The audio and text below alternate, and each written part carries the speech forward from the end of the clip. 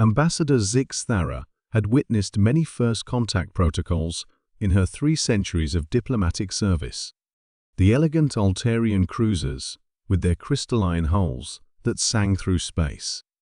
The imposing Vorthan dreadnoughts that moved like living mountains. The ethereal luminary vessels that seemed more energy than matter. But nothing had prepared her for this. The diplomatic station Harmony's Edge hung in neutral space, its bioluminescent corridors pulsing with nervous energy. Representatives from 17 different species had gathered for humanity's formal introduction to the Galactic Confederation. The humans had been discovered only 6 months ago, a young species barely past their nuclear age, confined to a single star system. Primitive but promising, the Council had declared. We shall guide them gently into galactic society. Zix Thara floated near the observation deck's massive viewport, her tentacles rippling with anticipation. The assembled diplomats murmured in their various languages, discussing trade possibilities and cultural exchange programs. Everyone expected a modest vessel, perhaps a converted cargo ship or a simple exploration craft. Incoming quantum signature announced the station's AI in its melodious tones. Terran vessel approaching. The space around the station shimmered, reality bending as something massive prepared to exit hyperspace. Zix Thara's bioluminescent patches flickered with curiosity. The quantum displacement readings were unusual, far larger than expected for a species so new to faster-than-light travel. By the Ancient Ones, whispered Ambassador Kethmore, his crystalline form chiming with shock. What emerged from the fold in space defied every expectation.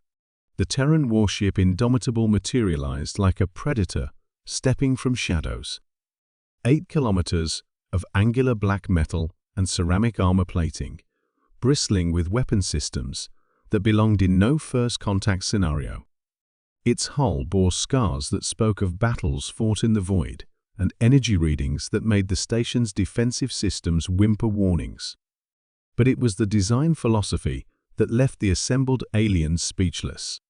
Where galactic vessels emphasized beauty, efficiency, or harmony with cosmic forces, this ship screamed one message: we are built for war, and we are very good at it. Impossible, breathed Dr. Veltara, the Confederation's leading xenotechnology expert. Those power signatures. They're using controlled singularities for propulsion. And those weapon arrays. How does a pre-contact species develop gravitational pulse cannons? The Indomitable moved with predatory grace, its massive bulk sliding through space with surprising elegance. Running lights traced patterns across its hull, not decorative, but tactical. Everything about the vessel spoke of a species that had learned to survive by being deadlier than anything hunting them. Station Harmony's Edge came a voice across the communication channels, speaking perfect galactic standard with only the slightest accent. This is Captain Sarah Chen of the Terran Federation warship Indomitable, requesting permission to dock for diplomatic proceedings. Zix Thara found her voice first. Captain Chen, this is Ambassador Zix Thara. We were expecting a smaller vessel for first contact protocols. A pause. Then, with what might have been amusement, Ambassador, the Indomitable is our smallest diplomatic vessel. We weren't sure of local customs regarding appropriate ship size. Smallest diplomatic vessel. Ambassador Kethmore's crystalline form darkened with shock. Captain, forgive the inquiry, but your species was classified as pre-contact, barely achieving interplanetary travel. How do you possess such advanced military technology? Ah, Captain Chen replied, and there was definitely amusement now. I think there may have been some miscommunication. We've been spacefaring for over 2 centuries. We just prefer to keep to ourselves until we're certain of our neighbors' intentions. The assembled diplomats exchanged glances that ranged from bewildered to terrified. If this was their idea of a small diplomatic vessel, what did their actual military look like?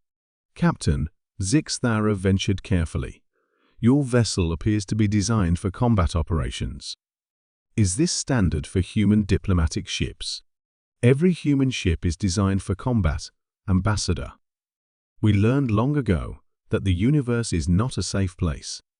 But I assure you we come in peace. The weapons are purely defensive.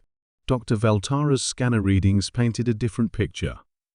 The Indomitable's defensive capabilities could sterilize a planet's surface in minutes.